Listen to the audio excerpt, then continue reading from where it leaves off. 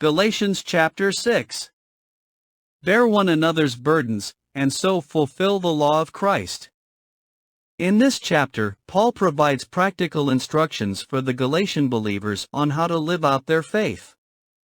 He addresses bearing one another's burdens, sowing and reaping, and the importance of boasting only in the cross of Christ. Exegesis by sections and verses. Verses 1 to 5. Restoring a brother or sister who has been caught in a sin. Paul exhorts the Galatian believers to restore any fellow believer who has been caught in a sin. He emphasizes the need for gentleness and humility in such situations, reminding them that they too are prone to temptation. Paul encourages them to bear one another's burdens, thus fulfilling the law of Christ. Verses 6 to 10. Sowing and reaping. Paul discusses the principle of sowing and reaping, both in terms of material provisions and spiritual matters. He encourages believers to support those who teach the Word of God. Paul emphasizes that whatever a person sows, they will also reap, either in terms of the flesh or the Spirit.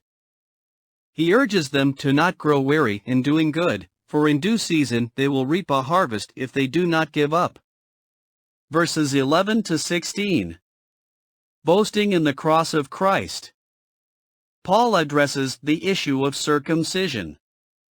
He asserts that being circumcised or not being circumcised does not really matter, but what is important is being a new creation in Christ. Paul emphasizes that his only boasting is in the cross of Christ, through which the world has been crucified to him, and he to the world. Verses 17 to 18. Final exhortations. Paul concludes his letter stating that no one should cause him trouble, because he bears in his body the marks or scars of Jesus. He prays for the grace of the Lord Jesus Christ to be with their spirits. Overall summary. Galatians chapter 6 provides practical instructions for the Galatian believers on various aspects of living righteously. Paul emphasizes the importance of restoring fellow believers who have sinned, with gentleness and humility, bearing one another's burdens. He also encourages them to support those who teach the Word of God. He discusses the principle of sowing and reaping, urging believers not to grow weary in doing good.